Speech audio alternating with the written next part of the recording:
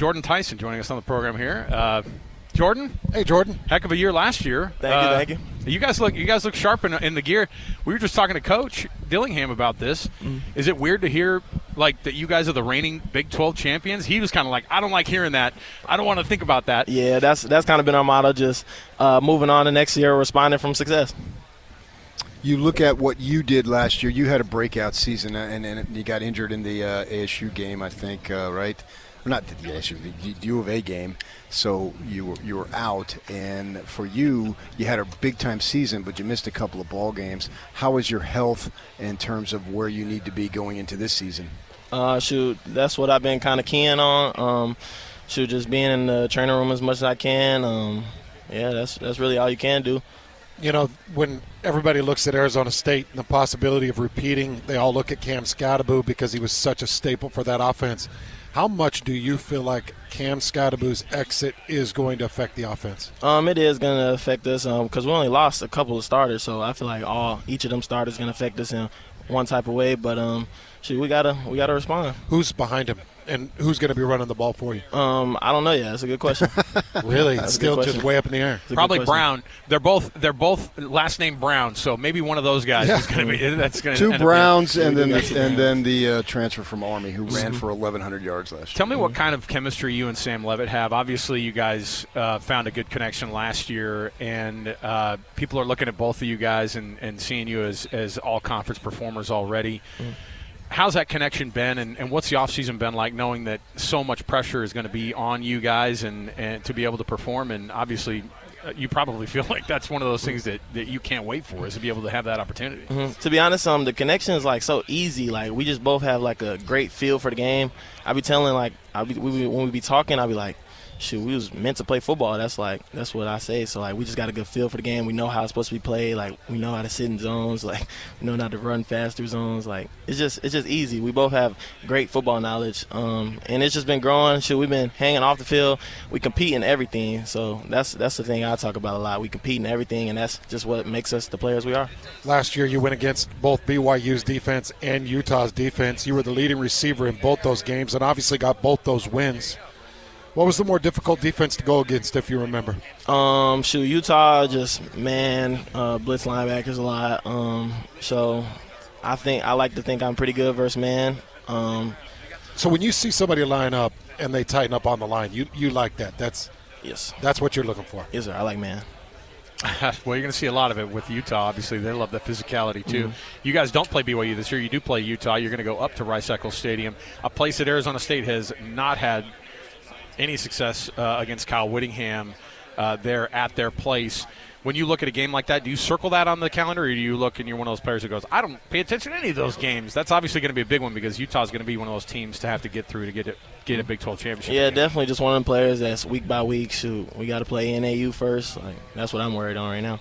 The Lumberjacks. People don't know this, but we're in Frisco, Texas, and you went to high school in Frisco, Texas. Yes, sir, I did. Yes, sir. How is it to be home? It is. I played games in this stadium, actually, a lot of games. Caught touchdowns in both end zones. Nice. So, yeah, it's amazing to be back. I did go to Frisco, and I also went to Allen. Yes, sir. Yeah.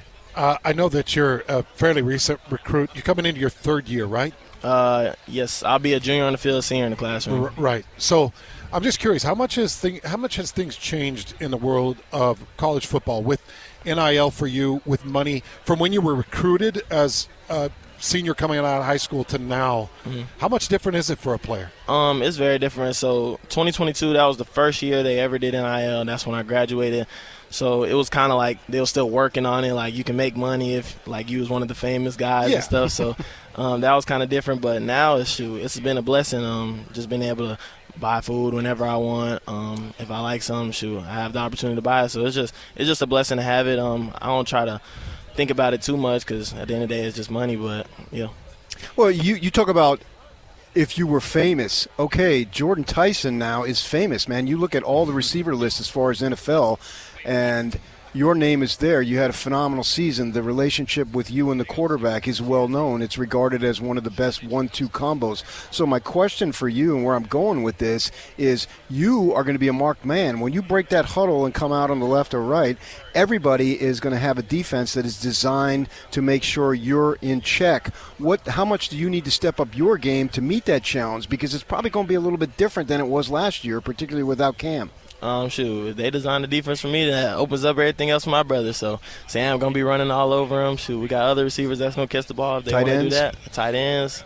Shoot, so they so can you're not really caught up in the personal stats. I like to win. There you go.